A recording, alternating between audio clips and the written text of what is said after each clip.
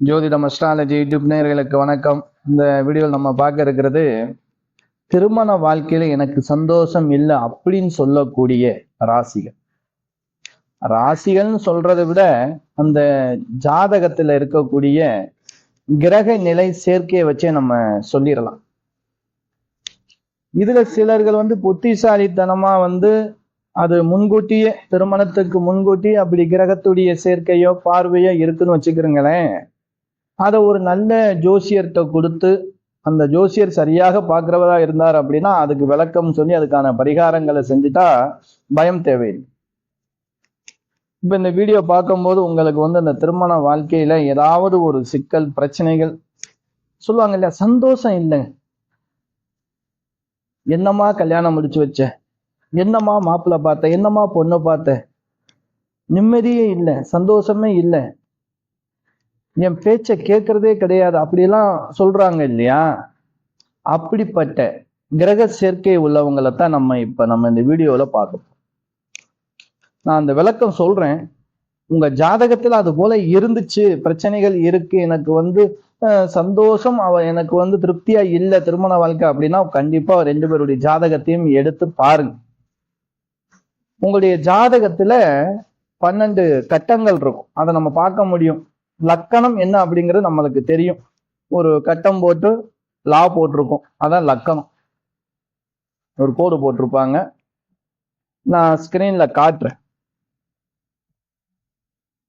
அந்த உங்களுடைய ஜாதகத்தை 2 ஜாதகத்தை நீங்க எடுத்துக்கிறீங்க.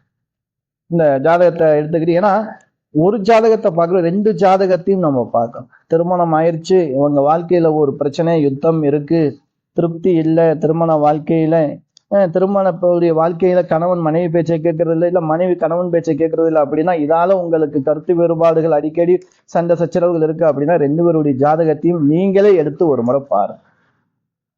ஒன்றும் இல்லை, ஜாதகத்தை எடுத்து 2 பக்கத்து கட்டம் நீங்க எதுவும் போக தேவையில்லை. ராசி கட்டம் அப்படின்னு இருக்கும், அந்த ராசி கட்டத்தை எடுத்து 2 கட்டத்தை நீங்க எடுத்து வச்சுக்கணும். 2 பேருடைய லக்கணம் என்ன அப்படிங்கிறதையும் பார்த்துக்கணும். அதுல போட்டிருக்கோம் 9 கிரகங்களையும் பேர் படி போட்டிருக்கோம். இப்ப சூ போனா சூரியன், சா இன் போட்டிருக்கும் சந்திரன், சே போட்டா செவ்வாய், பூ போட்டிருந்தா புதன், வி போட்டிருக்கோம். அதே சில நேரங்கள்ல வியாழன் குருன்னு போட்டிருக்கோம், அது குரு.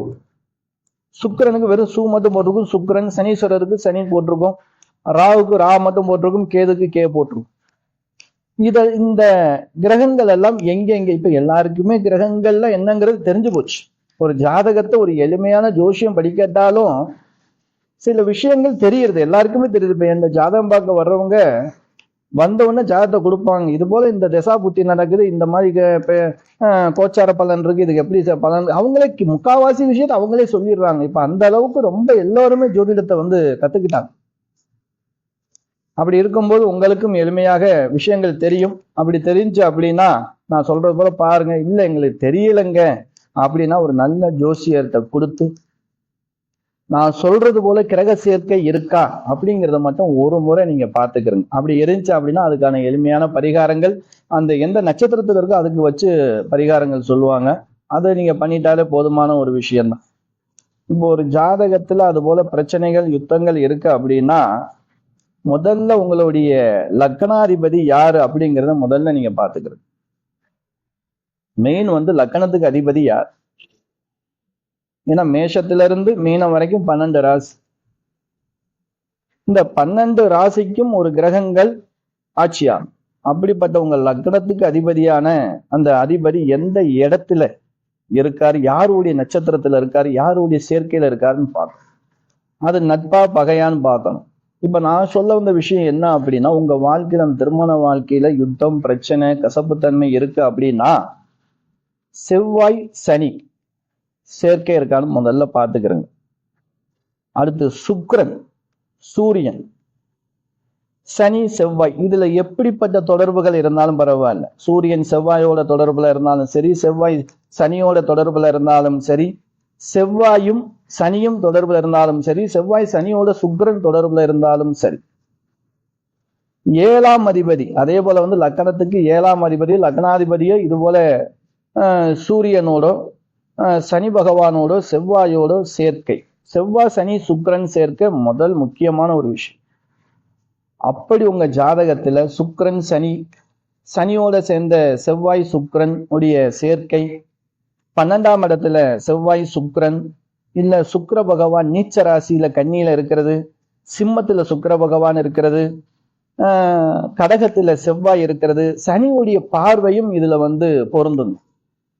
இப்படி உங்க ஜாதகத்துல இந்த மாதிரி பார்வை சேர்க்கை இருக்கு அப்படின்னால திருமணம் நடக்கிறது ஒரு யுத்தமா தான் இருக்கும். சிலவங்க பாருங்க திருமணம் ஆகாம கூட தடையா இருந்ததுக்கு இது ஒரு காரணம் தான். திருமணம் ஆயிடுச்சு அப்படின்னா அது யுத்தமும் இருக்கும். அப்படி இருந்துச்சு அப்படின்னா திருமணம் ஒரு நல்ல ஜோசியத்தை கொடுத்து அதற்கான வழிமுறை என்ன அப்படிங்கிறத நீங்க தெரிஞ்சுக்கிறீங்க. திருமணம் ஆகலை அப்படின்னா உங்களுக்கு குட் நியூஸ். அது முதல்ல நீங்க ஆரம்ப நிலையிலேயே நீங்க அதை சரி பண்ணிக்கிட்டே அப்படின்னா திருமண வாழ்க்கைக்கு அப்புறம் உங்க வாழ்க்கை சுபமா இருக்கும். கண்டிப்பா இந்த வீடியோ ஒரு பயனுள்ள வீடியோவாக இருக்கும். ஷேர் பண்ணுங்க எல்லாருக்கும், உங்க உறவினர்கள் நண்பர்களுக்கு. நம்ம சேனல் பிடிக்கும் அப்படின்னா லைக் பண்ணுங்க. நம்ம சேனல் புதுசாக பார்க்குறவங்க அப்படியே சப்ஸ்கிரைப் பண்ணிக்கிறேங்க. அடுத்த நல்ல வீடியோவில் சந்திக்கும் முறை நான் உங்கள் ஈஸ்வரன் சீதாராம ஜோதிடர். நன்றி, வணக்கம்.